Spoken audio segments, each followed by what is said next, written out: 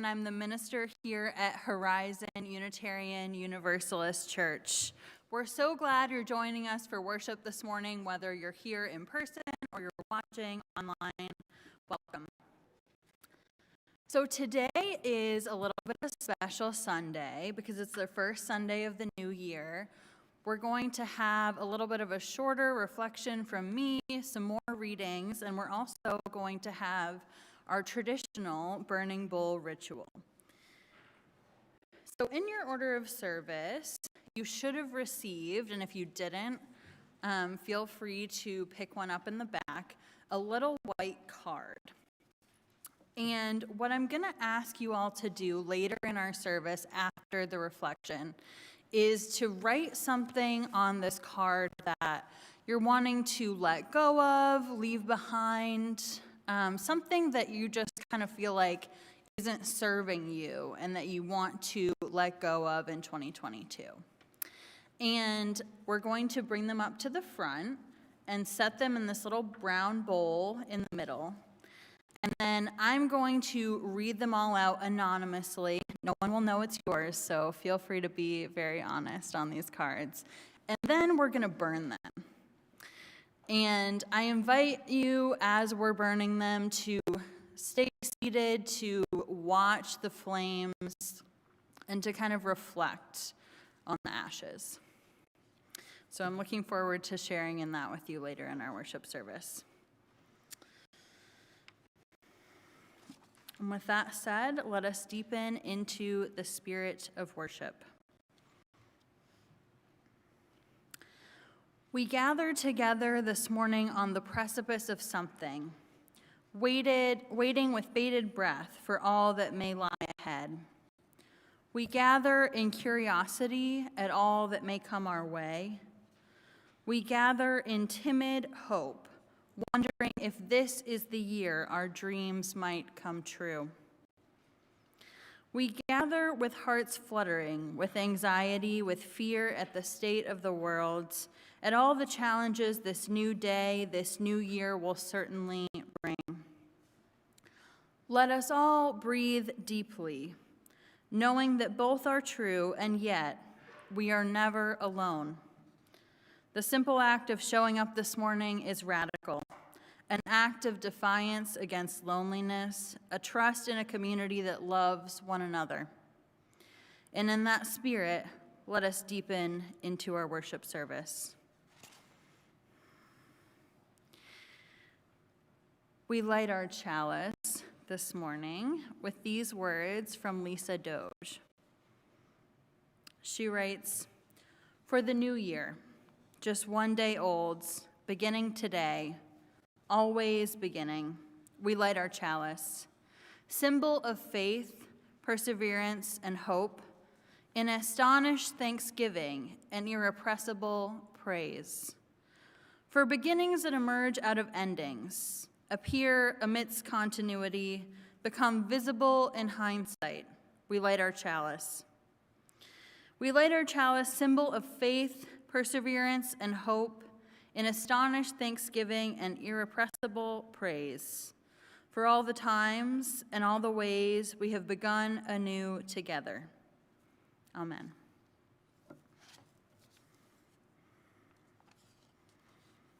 I invite you to join me now in saying the words of our affirmation. This is printed in your order of service. Love is the doctrine of our church. The quest for truth is its sacrament, and service is its prayer. To dwell together in peace, to seek knowledge in freedom, to serve humanity in harmony with the earth. Thus do we covenant together. Okay, and I invite you now to listen to our opening hymn. This is Enter, Rejoice, and Come In. This is one of my absolute favorites. Kind of gets the joyful spirit moving, and Rusty has generously agreed to sing for us this morning.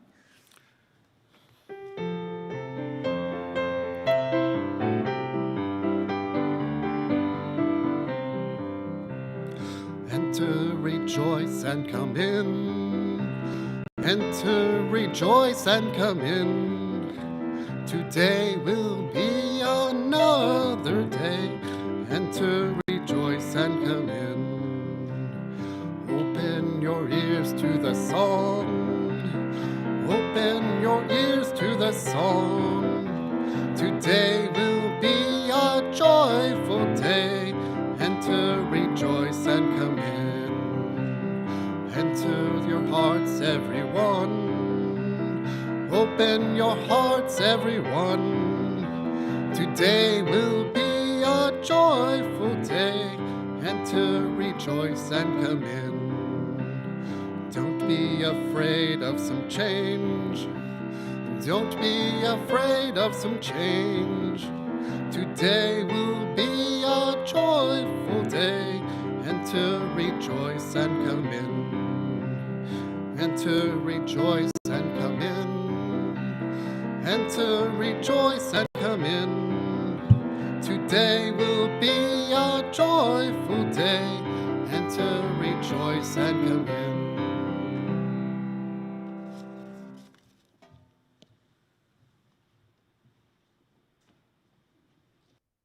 Trusty. Don't be afraid of some change. It's a really good line. Just saying. So our first reading comes from the Reverend Erica Hewitt, and this is called First Comes the Waiting. This is the season of endings and beginnings, when the small signs of dawn pierce through the night and something new is born. But first comes the waiting. First comes the lessons of endings and beginnings, the presence of life, the sheltering spirit of love grieves with those sweeping up the debris of loss, waits with those who restlessly reach out for change, grants us courage in the night to guard each other's dreams for this holy, wondrous universe. Grant us, O universe, unfolding in mystery, a sense of your timing. May we loosen our grip on that which doesn't serve us, leaving behind that which we have outworn and outgrown. Teach us the lessons of beginnings.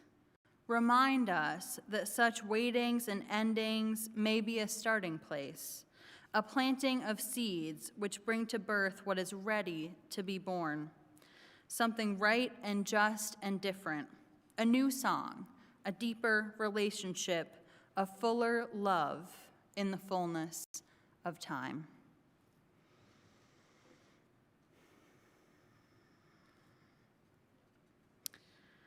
Our Share the Plate offering this month, this is a new year and a new month, goes to an organization called Elevate North Texas Youth Shelter, an organization committed to helping and supporting young people experiencing homelessness in our community. And as I think you all are probably aware, many youth who are experiencing homelessness do so because they've been rejected from their homes, because of who they are, for whatever reason. So that's a really important part of the work that this organization does. If you'd like your offering this morning to go towards your pledge, please indicate that on your envelope, and the offering will now be joyfully given and received.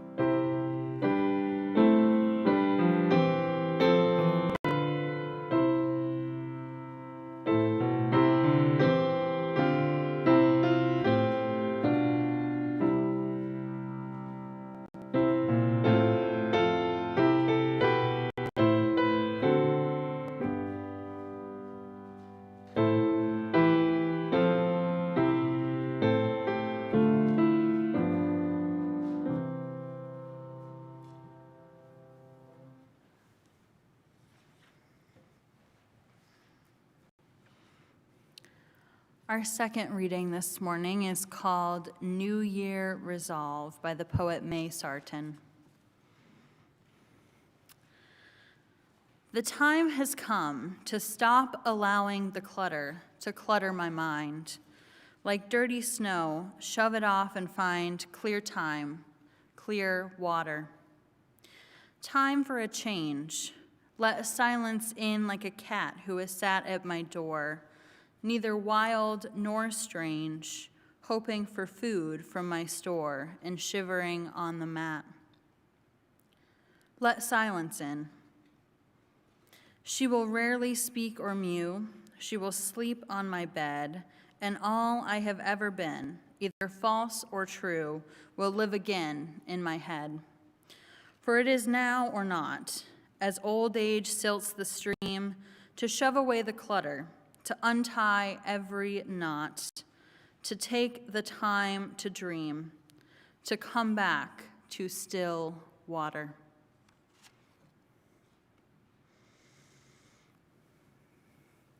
We come now to the time in our service for meditation and prayer. So I'll invite you to join me in a few breaths of silence. Then we'll share the joys and concerns of our community and have a spoken prayer. So I invite you to close your eyes now if you're comfortable and join me in a few breaths of silence.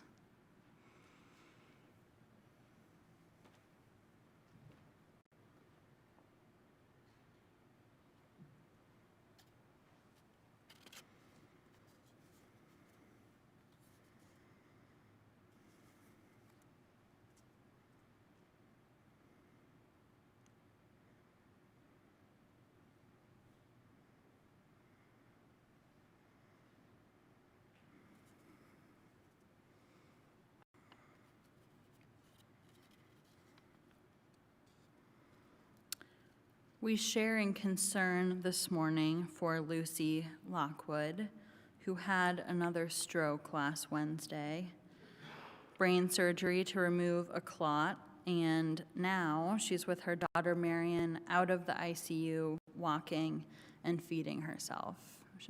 That woman is a miracle. We share in joy for the wonderful winter weather today and all it brings. We hold these joys, concerns, and all those in between in our hearts this morning. Loving God, Spirit of life, mystery in which we live and move and have our being, draw near to us this morning and hear our prayers. We give thanks this morning for the chance to see another year. We have made it to whatever it is. Help us this morning and in the coming weeks to keep ourselves open to the newness that might come our way. Push us to make room in our hearts and in our lives so that something we couldn't have imagined can take root.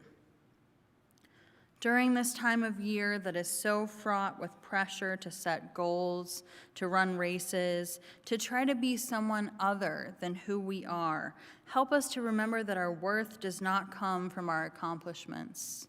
It is inherent in us, just the way it is in all other beings. We do not have anything to prove to anyone. Let us hold confidence in our core, knowing that who we are is enough.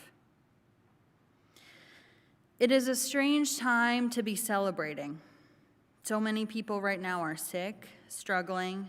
We fear we may be going backwards, but I don't think so.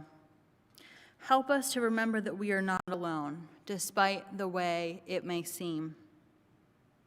Spirit, we remember this morning that this is the same world we always knew, with its same pressures, same problems, and same pain.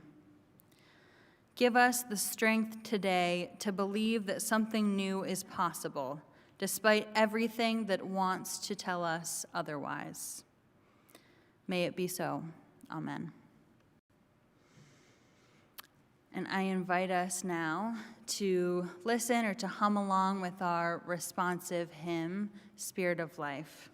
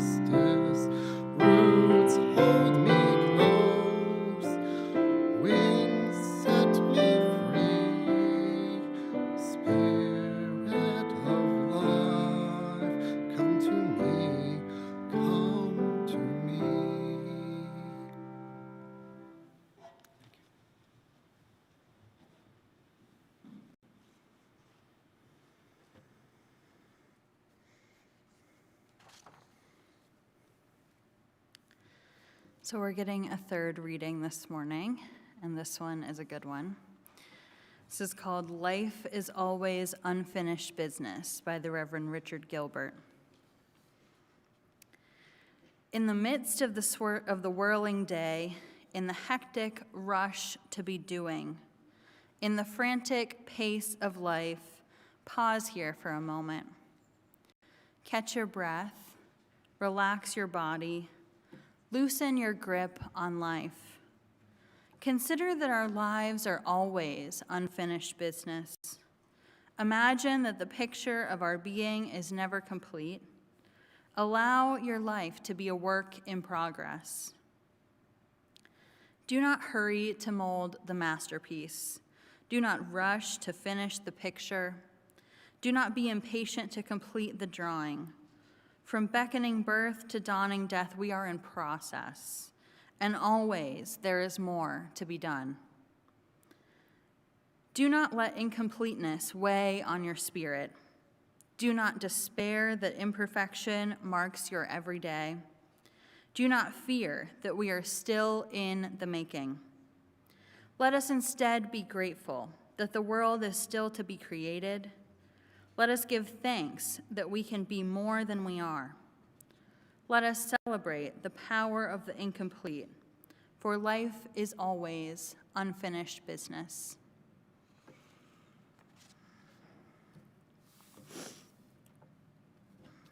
So, I know that many of us have very specific customs and traditions about the way we welcome the new year.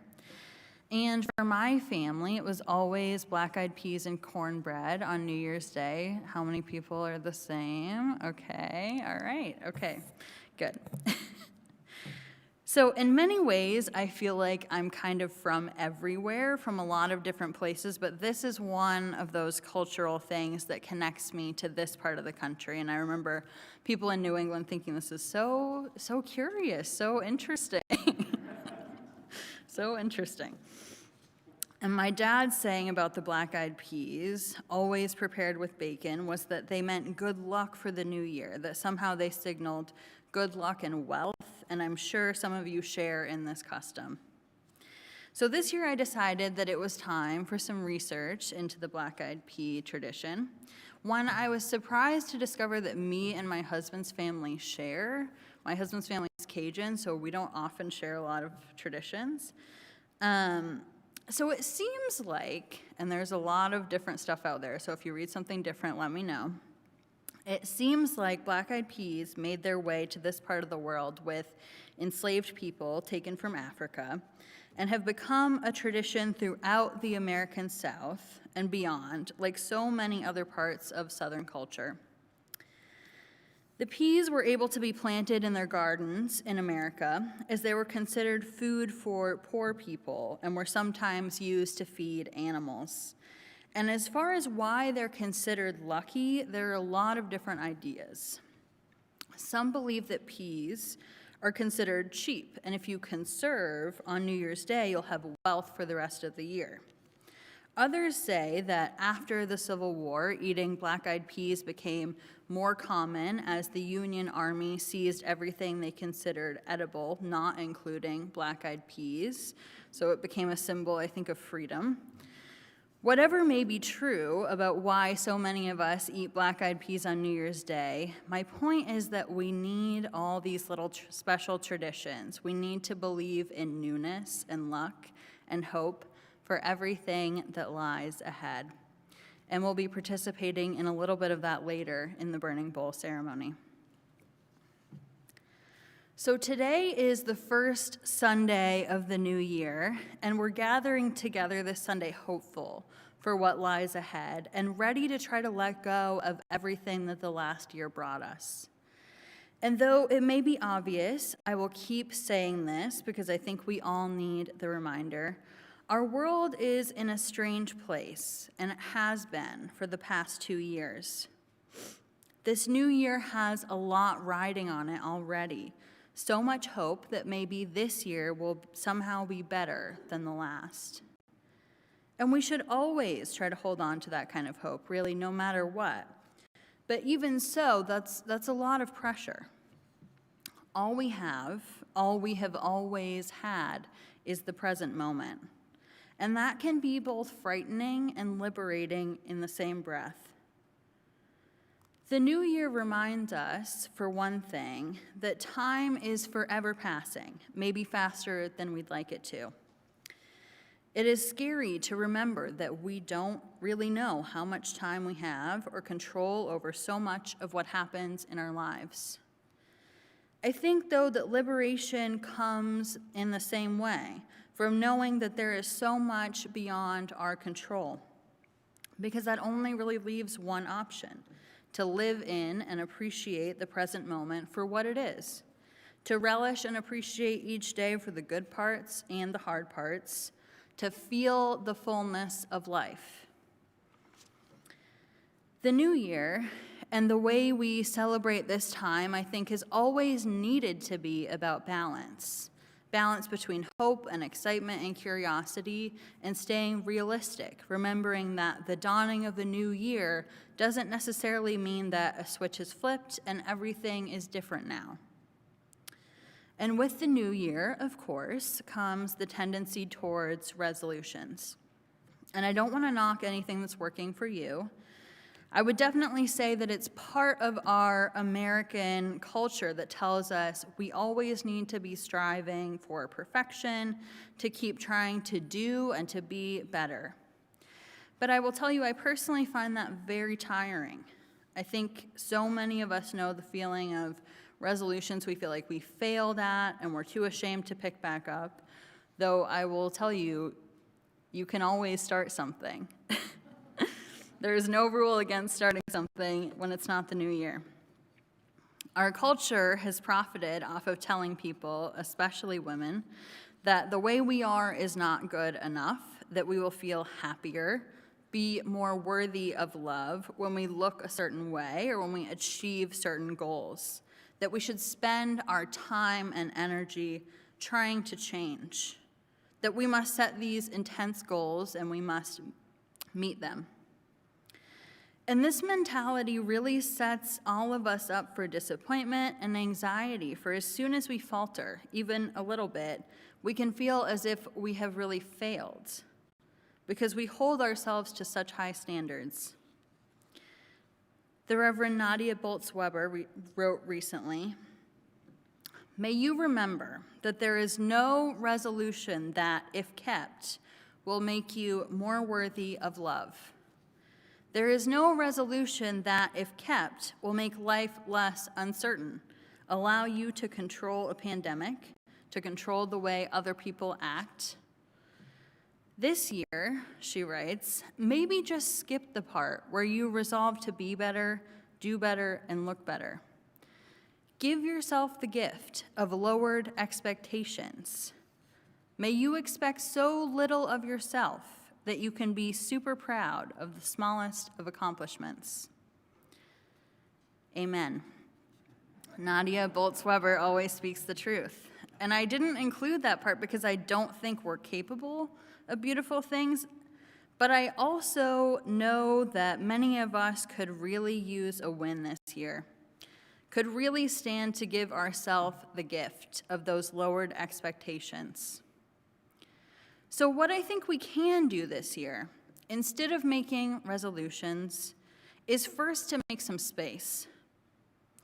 I tend to think that this time of year is about getting rid of some of the old so that something new can take root.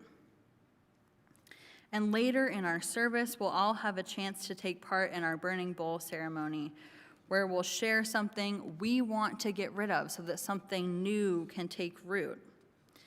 As we move from old to new, may we remember that all we have ever had is this present moment, and let that be enough. May it be so.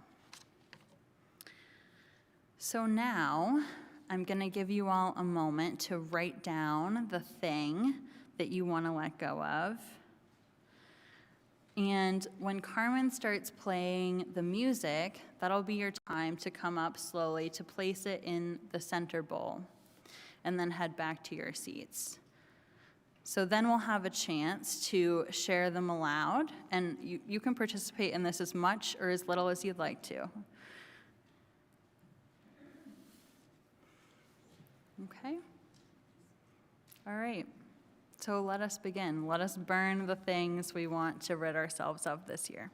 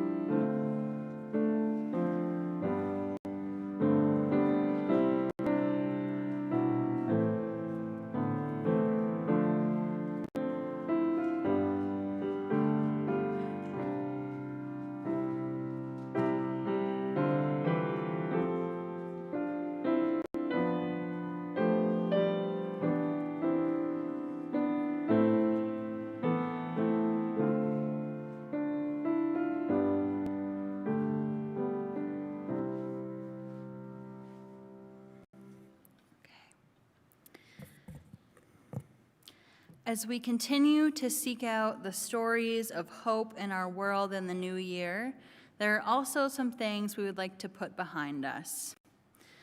Let us share them aloud now.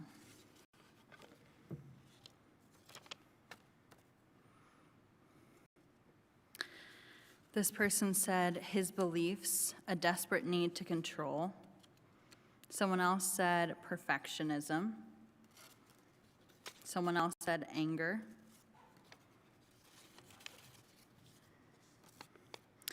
Someone said, I want to let go of my worry about my son. Someone said they want to let go of negative thoughts about people.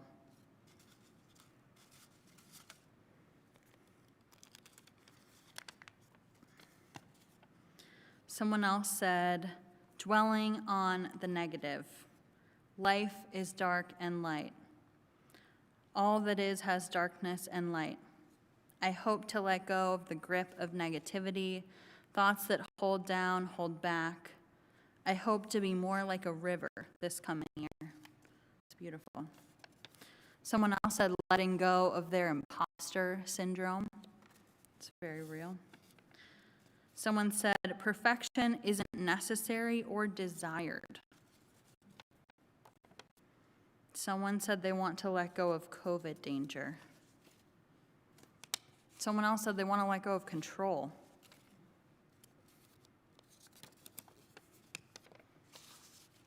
Someone said they want to let go of fear and distractions. Someone else said they want to let go of fear and indecision.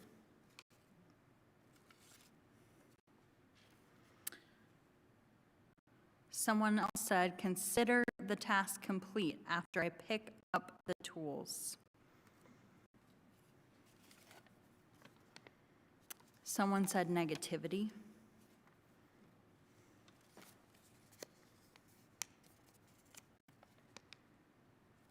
Someone else said they want to let go of political division and hate in this country.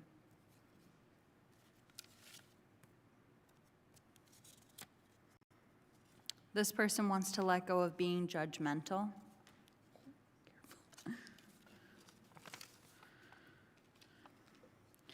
This person said, don't worry about better. Think about different.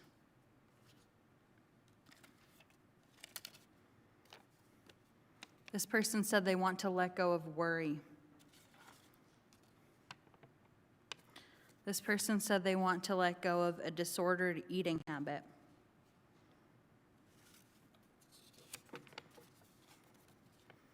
This person said, I am letting go of what I thought my future was going to look like.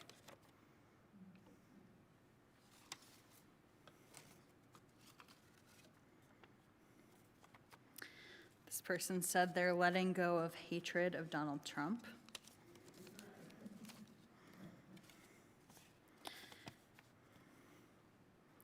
This person said they're letting go of staying in a rut and they're letting go of fear of change.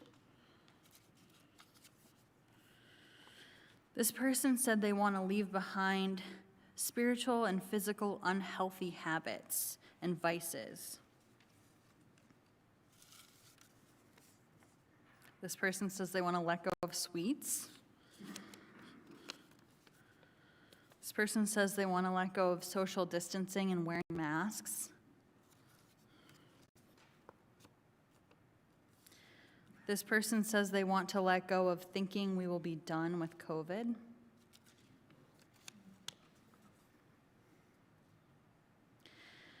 This person says they want to let go of the misinformation and chaos created by those who pledge to serve the public good.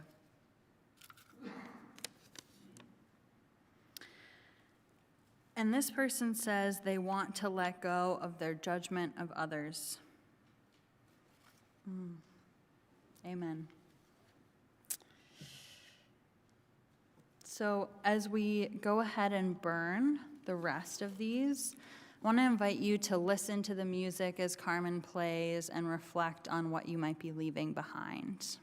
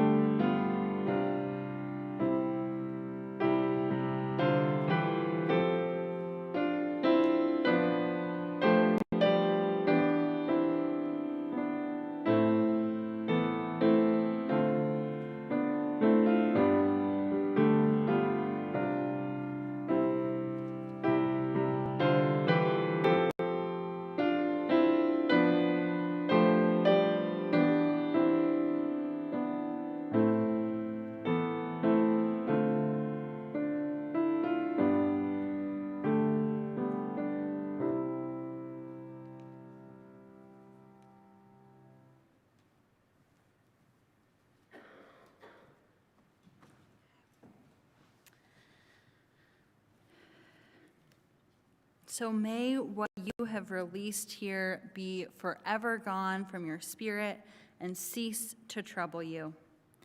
May you be relieved and renewed, ever mindful that love is always more powerful than fear, and that compassion is the key to freedom from resentment. And as we close, I'd like to share one final piece of writing. This is called Out of the Flames by Sarah Lawal. Out of the flames of fear, we rise with courage of our deepest convictions to stand for justice, inclusion, and peace. Out of the flames of scrutiny, we rise to proclaim our faith with hope to heal a fractured and hurting world. Out of the flames of doubt, we rise to embrace the mystery, wonder, and awe of all there is and all that is yet to be. Out of the flames of hate, we rise with the force of love, love that celebrates our shared humanity. Out of the flames, we rise. And so, my friends, my prayer for you this morning is to let the old burn and to let the new rise within your hearts. May you go in peace.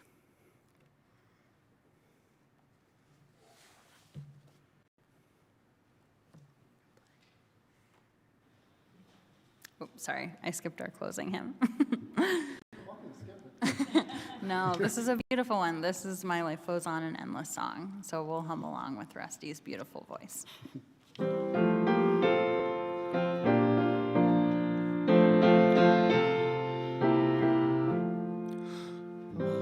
Flows on in endless song above earth lamentation. I hear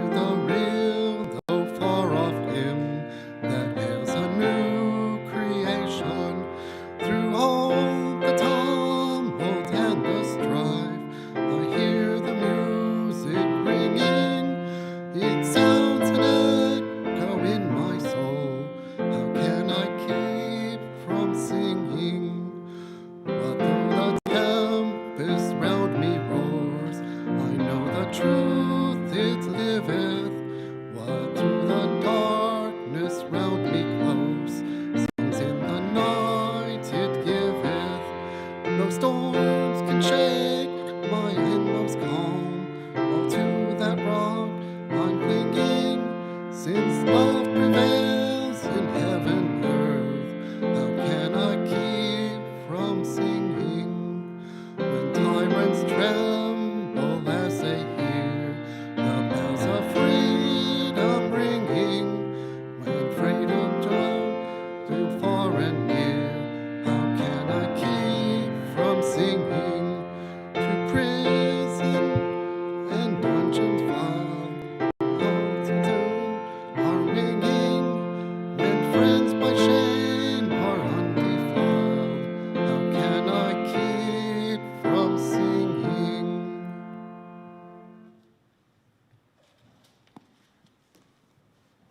Beautiful.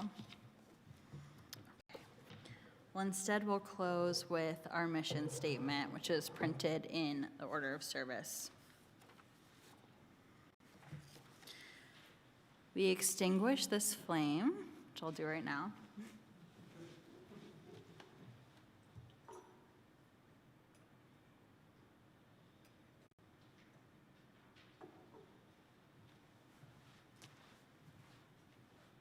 But not our commitment to welcome radically, love boldly, grow spiritually, and serve courageously.